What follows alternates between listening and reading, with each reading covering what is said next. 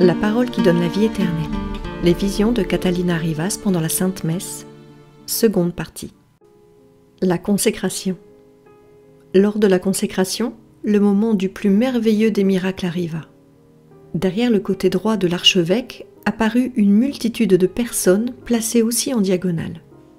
Elles étaient revêtues de la même tunique, mais de couleur pastel, de rose, vert, bleu pâle, lilas, jaune, bref, de couleurs différentes et très douces. Leur visage aussi était brillant et plein de joie. Elles semblaient toutes avoir le même âge. Vous pouviez remarquer, je ne peux dire pourquoi, qu'il y avait des personnes d'âge différents, mais leurs visages étaient tous semblables, sans rides et heureux. Elles s'agenouillèrent toutes aussi lors du chant « Saint, Saint, Saint, le Seigneur ». Notre-Dame dit « Ce sont tous les saints et bienheureux du ciel, et parmi eux se trouvent les âmes de tes parents qui jouissent déjà de la présence de Dieu. » Puis j'ai vu Notre-Dame, exactement à la droite de l'archevêque, un pas derrière le célébrant. Elle était comme suspendue, un peu au-dessus du plancher, s'agenouillant sur ce qui semblait être un tissu très fin et transparent, mais en même temps lumineux, qui ressemblait à de l'eau cristalline.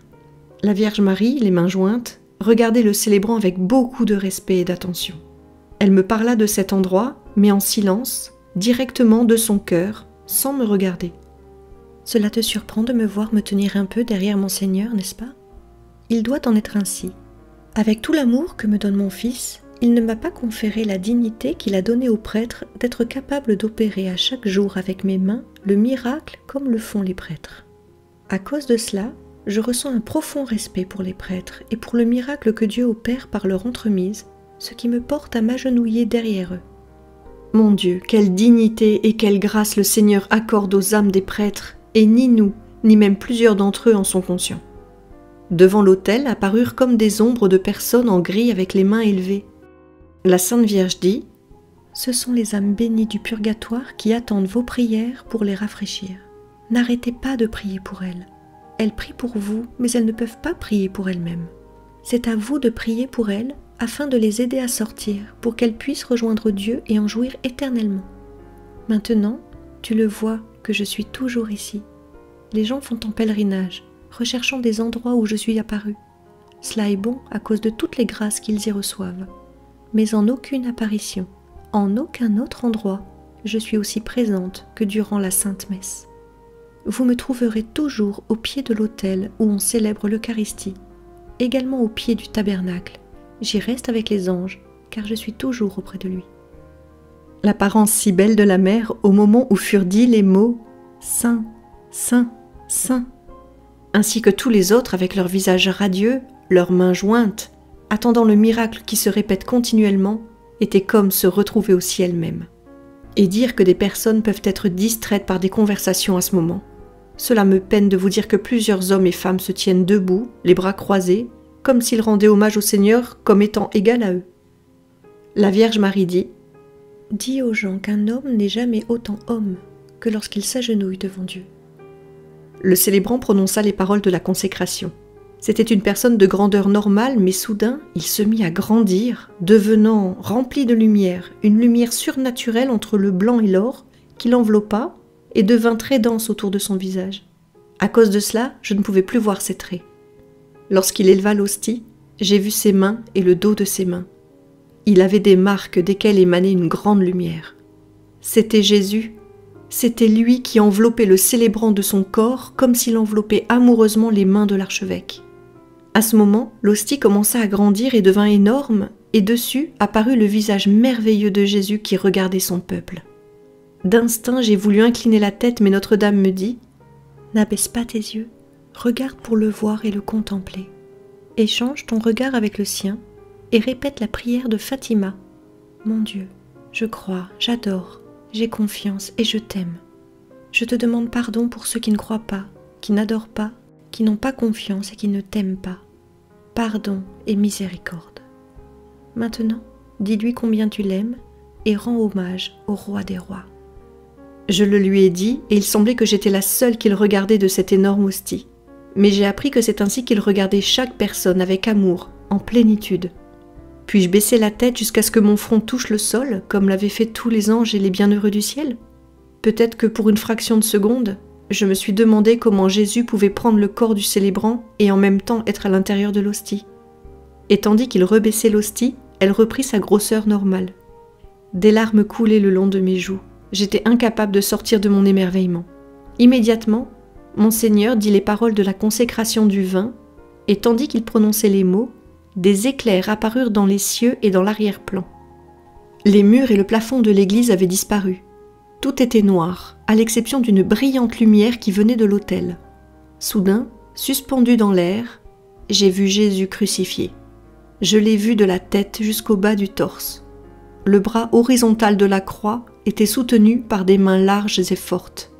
De l'intérieur de cette brillante lumière, une petite lumière, comme une très brillante et toute petite colombe, émergea et survola rapidement toute l'église.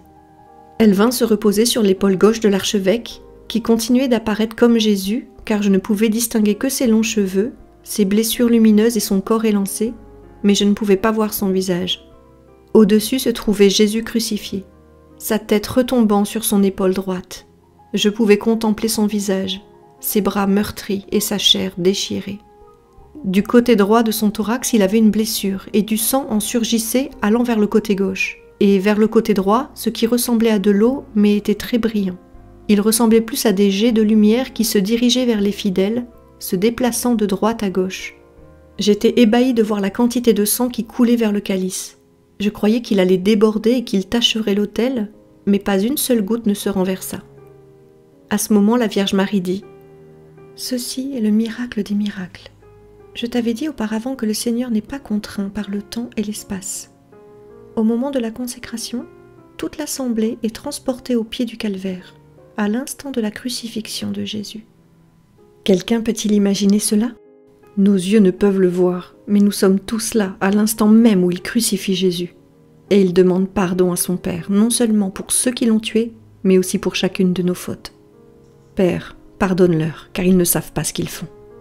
Depuis ce jour, je m'en fiche si le monde peut penser que je suis folle, mais je demande à tous de s'agenouiller et d'essayer de vivre, avec leur cœur et avec toute la sensibilité dont ils sont capables, d'éprouver ce privilège que Jésus nous accorde. Le Notre Père. Au moment où nous allions prier le Notre Père, le Seigneur parla pour la première fois depuis le début de la célébration et dit « Attends, je veux que tu pries avec la plus grande profondeur que tu puisses ressentir. À ce moment, rappelle-toi la personne ou les personnes qui t'ont fait le plus de tort durant ta vie pour que tu puisses les enlacer, les prenant sur ton cœur et que tu leur dises de tout ton cœur « Au nom de Jésus, je te pardonne et te souhaite la paix. Au nom de Jésus, je te demande pardon et souhaite ma paix. Si la personne est digne de cette paix, alors la personne la recevra et s'en sentira mieux. Si la personne est incapable de s'ouvrir à cette paix, alors la paix retournera à ton cœur.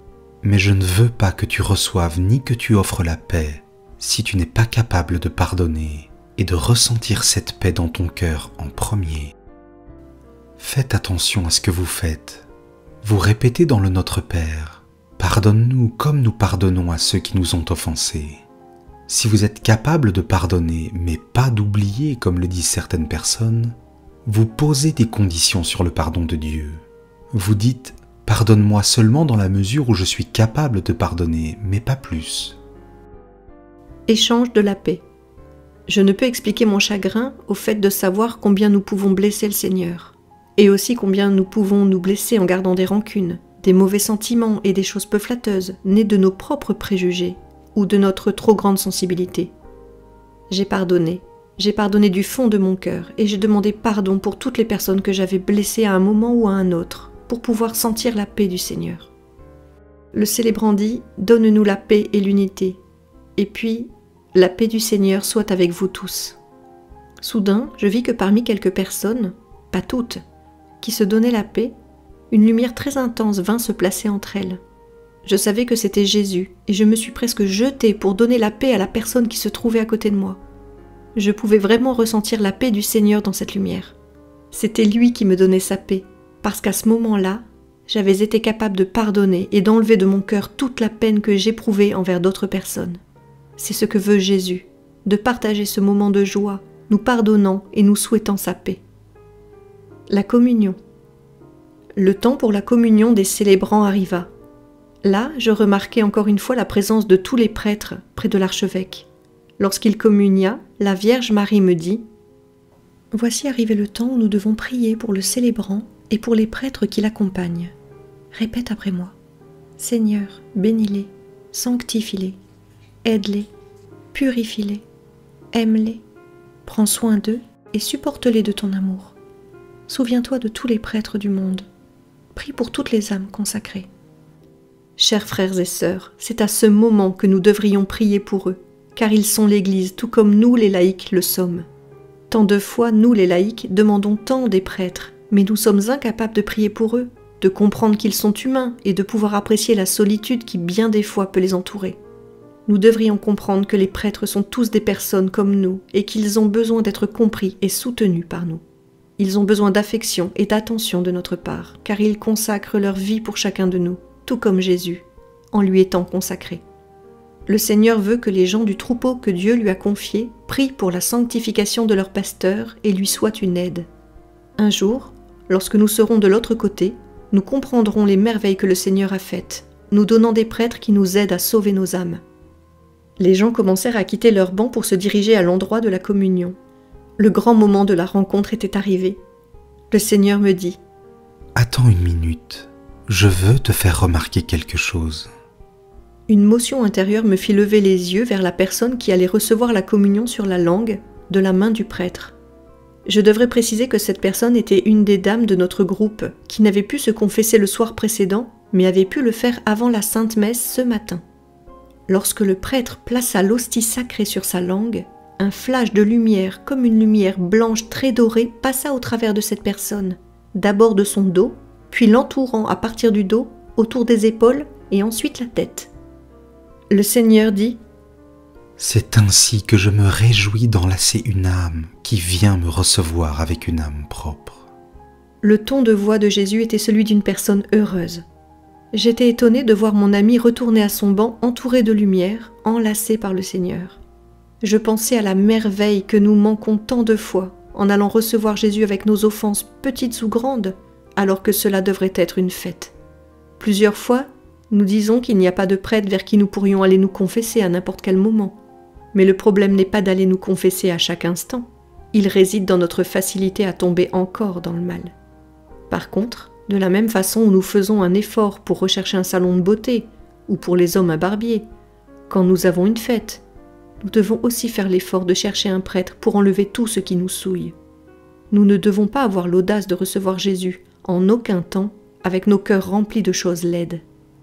Lorsque je suis allée recevoir la communion, Jésus me dit « Le dernier repas fut le moment de la plus grande intimité avec les miens.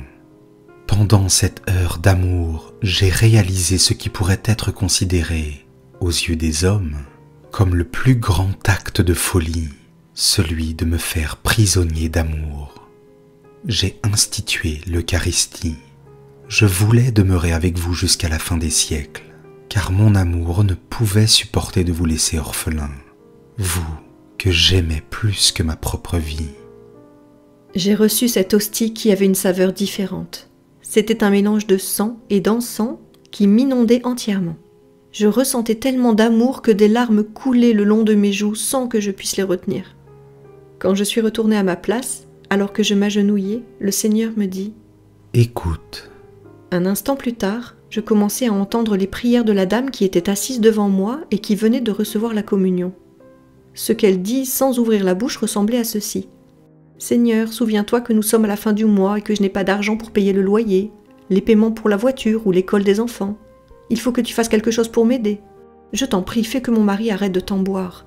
Je ne peux plus supporter son intoxication si fréquente et mon plus jeune garçon va recommencer son année encore si tu ne viens pas à son aide.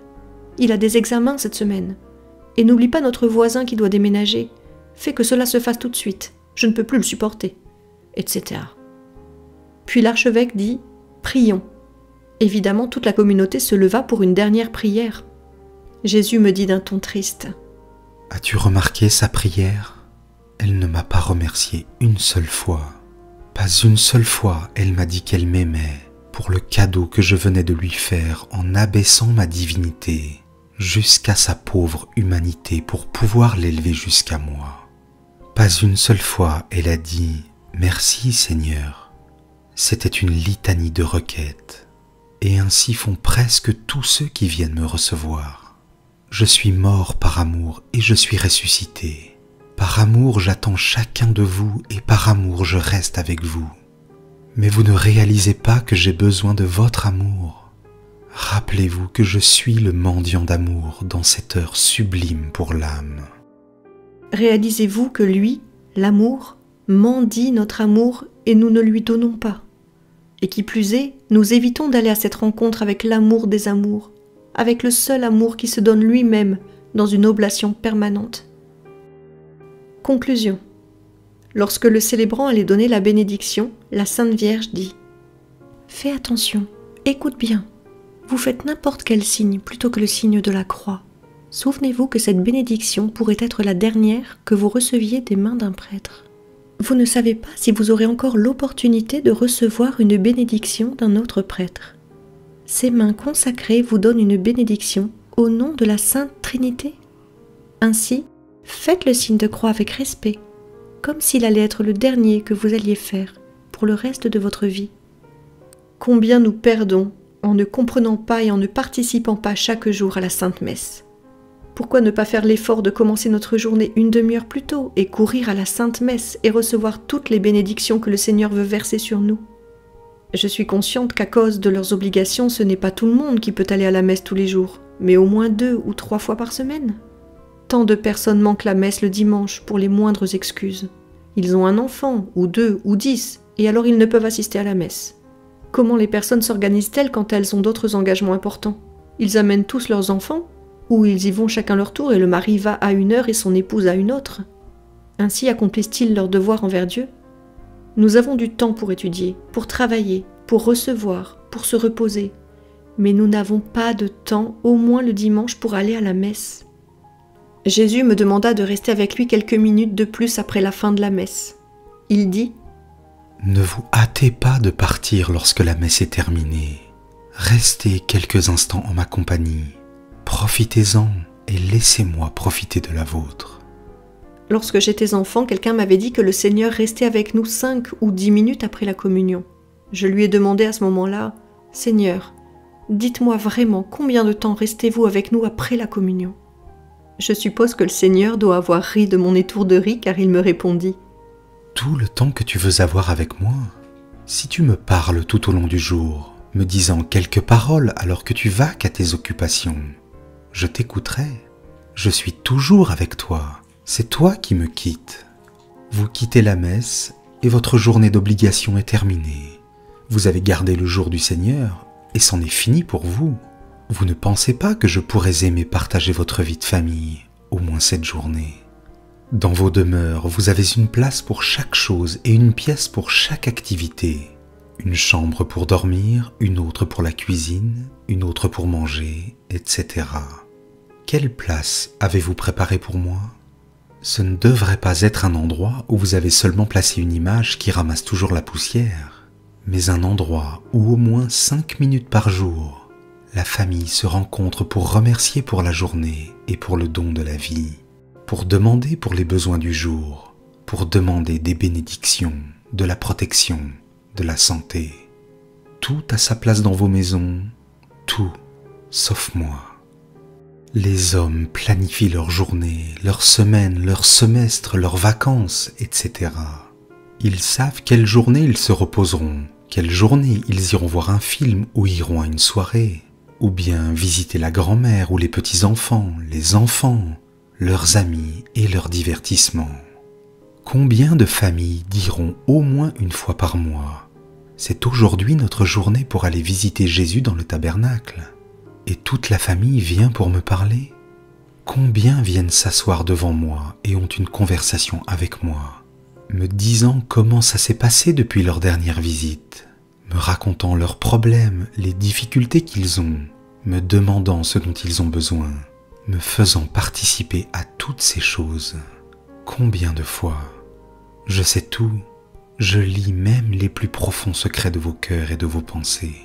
Pourtant, il me fait grand plaisir de vous entendre me raconter votre vie, me laissant participer comme un membre de la famille, comme votre ami le plus intime.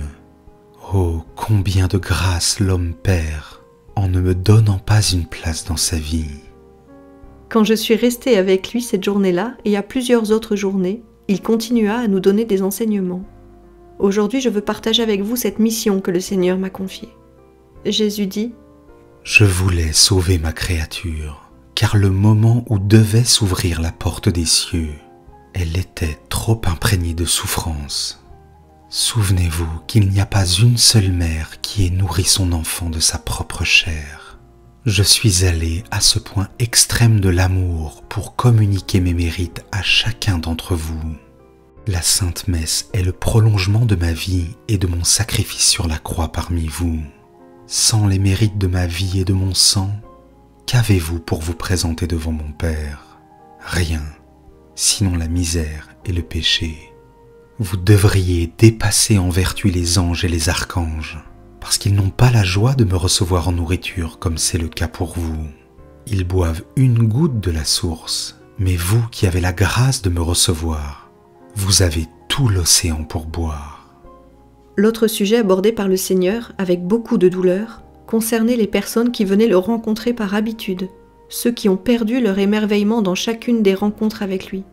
Cette routine refroidit tellement ces personnes qu'elles n'ont plus rien de neuf à dire à Jésus quand elles le reçoivent. Il a dit qu'il y avait aussi tellement d'âmes consacrées qui perdent leur enthousiasme de tomber en amour avec le Seigneur, qu'elles ont fait une occupation de leur vocation, une profession à laquelle ils n'apportent rien, sauf ce qui leur est exigé, mais sans le cœur. Puis le Seigneur m'a parlé des fruits qui viennent de chaque communion que nous faisons. Il arrive parfois que des personnes reçoivent le Seigneur tous les jours, mais leur vie ne change pas. Ils passent des heures en prière, ils font beaucoup de travaux, etc. Mais leur vie ne va pas en se transformant.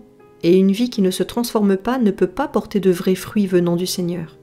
Les mérites que nous recevons dans l'Eucharistie devraient porter des fruits de conversion en nous et des fruits de charité envers nos frères et nos sœurs. Nous, les laïcs, avons un rôle très important à jouer dans notre Église. Nous n'avons pas le droit de rester silencieux car le Seigneur nous a envoyés, comme tous les baptisés, pour aller annoncer la bonne nouvelle. Nous n'avons pas le droit de garder toute cette connaissance et ne pas la partager avec les autres et laisser nos frères mourir de faim quand nous avons tant de pain dans nos mains. Nous ne pouvons regarder notre Église s'effondrer alors que nous demeurons confortablement dans nos paroisses et dans nos maisons, recevant et recevant tant du Seigneur. Sa parole, les homélies des prêtres, les pèlerinages, la miséricorde de Dieu dans le sacrement de la réconciliation, la merveilleuse union avec la nourriture de la communion, les conférences des prédicateurs. En d'autres mots, nous recevons tant et nous n'avons pas le courage de quitter notre zone de confort et aller en prison ou dans une maison de correction pour parler aux plus démunis.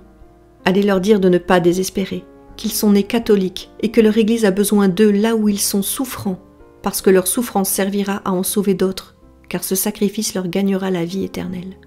Nous pouvons aller rencontrer les patients en phase terminale dans les hôpitaux et réciter le chapelet de la Divine Miséricorde. Nous les aidons de nos prières pendant ce temps de lutte entre le bien et le mal, pour les libérer des embûches et des tentations du démon. Chaque personne mourante a des peurs. Seulement prendre leurs mains et leur parler de l'amour de Dieu et des merveilles qui les attendent au ciel auprès de Jésus et de Marie, et près de leurs chers disparus, les réconfortera. L'époque dans laquelle nous vivons ne nous permet pas d'être indifférents. Nous devons être une extension des mains de nos prêtres et aller là où ils ne peuvent pas pénétrer. Mais pour faire cela, il nous faut du courage. Nous devons recevoir Jésus, vivre avec Jésus, nous nourrir de Jésus. Nous avons peur de nous engager un peu plus, et quand le Seigneur dit « Cherchez d'abord le royaume des cieux, et le reste vous sera donné par surcroît », il dit tout, frères et sœurs. Cela veut dire de chercher le royaume de Dieu de toutes les façons possibles, et avec tous les moyens possibles, d'ouvrir vos mains afin de tout recevoir en surcroît. Tout cela parce qu'il est le Maître qui paye le mieux, le seul qui est attentif à nos moindres besoins. Frères et sœurs, merci de m'avoir permis de poursuivre la mission qui m'a été confiée, celle de vous faire parvenir ces pages. La prochaine fois que vous assisterez à la messe, vivez-la. Je sais que le Seigneur accomplira sa promesse, que votre messe ne sera plus jamais la même. Et quand vous le recevrez, aimez-le. Faites l'expérience de la douceur, de vous sentir reposé dans les plis de son côté, transpercé pour vous afin de vous laisser son Église et sa mère, et pour vous ouvrir les portes de la maison de son Père. Faites-en l'expérience afin de pouvoir ressentir pour vous-même son amour miséricordieux par l'entremise de ce témoignage et essayez de le lui rendre par votre amour d'enfant. Puisse le Seigneur vous bénir. Votre sœur en Jésus le vivant, Catalina, missionnaire laïque du cœur eucharistique de Jésus.